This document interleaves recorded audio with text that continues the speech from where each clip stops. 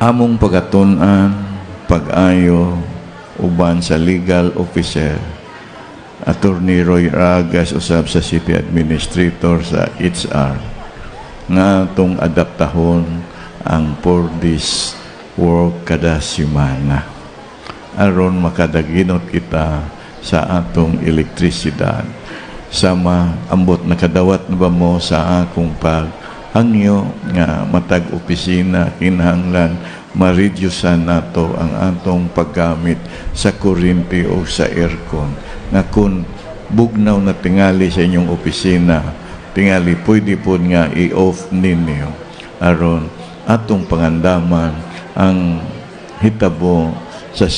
sa tungang-tungang sidlakan nga kita maapektuhan sa atong mga asiti, oil, no?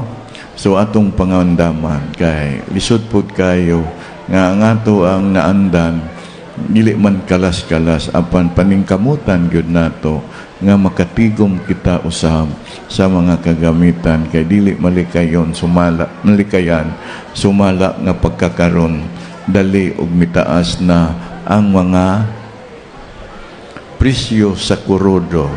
o kana makaapekto usab sa tanang batakang panginahanglanong batakang serbisyo nga kun kana nay mutaas nga presyo mutaas gyud ang tanan usab labi na maapektuhan kita kay madugay pa mataod-taoran pa nga mo-adjust pud ta sa inyong suhulan.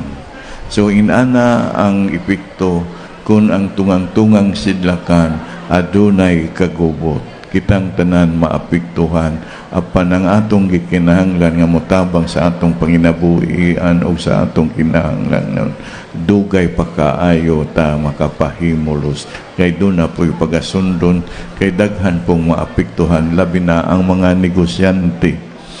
nga dili sila diretso makapataas sa suhulan sa ilang mga empleyado. Busa ni anang maong pag-iha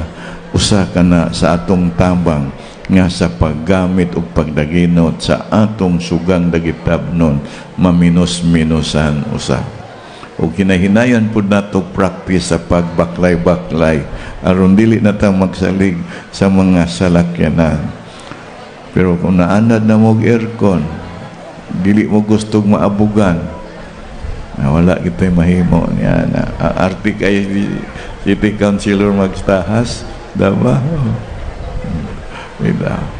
So inana na lang gyud ang akong hangyo kaninyo atong tabangan og pangandaman nga mahitabo gyud na sa dili madugay gani wa pay semana o semana na pagsugod sa maong kagubot dako na kaayo pag uminto o pagtaas sa presyo sa kurodo.